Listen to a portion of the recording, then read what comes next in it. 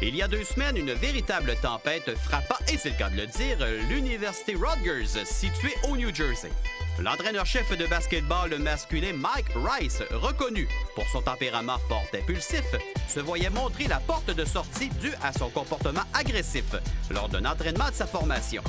Les pressions populaires forçant la main de la direction à remercier celui qui était en poste depuis 2010. Ces gestes portent à se demander si un événement comme celui-ci ou similaire se produisait à l'Université Laval, comment réagirait-on?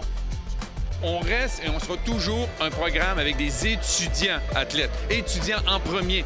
Donc, ces jeunes-là ont dans leur visée, dans leur radar, de développer une vie professionnelle. Quelques-uns d'entre eux, par exemple en football, en basket, volleyball, vont peut-être se retrouver professionnels, mais en bout de ligne, auront leur diplôme en poche.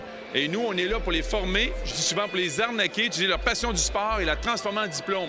Alors, cet aspect éducatif-là, il est indéracinable. Il est dans notre ADN comme organisation. Donc, ce serait intolérable chez nous que ça arrive. Ce serait, nous aussi, congédiement rapide et illico d'entraîneurs. Mais je ne crains pas ça parce que nos entraîneurs, il n'y a personne qui a des bonus tant financiers que de reconnaissance parce que tu as gagné le championnat canadien. On ne base pas l'évaluation là-dessus. Sur la qualité de l'encadrement qu'on a donné, on mesure le succès du programme sur le nombre d'étudiants qui réussissent à avoir un diplôme. On mesure notre programme sur la façon dont notre éthique, tant en rencontre que les matchs, etc.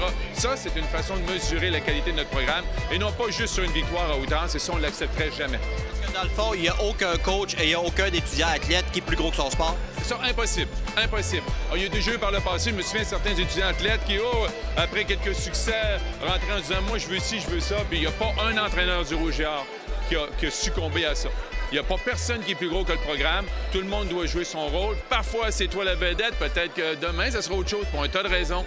Alors ça, on l'a très bien compris, puis il n'y a pas personne qui va passer différemment. On ne connaît pas l'avenir, mais peu de chances que ce type d'événement arrive chez le Rouge et Or. Et si le tout se produit, les conséquences seront sans appel.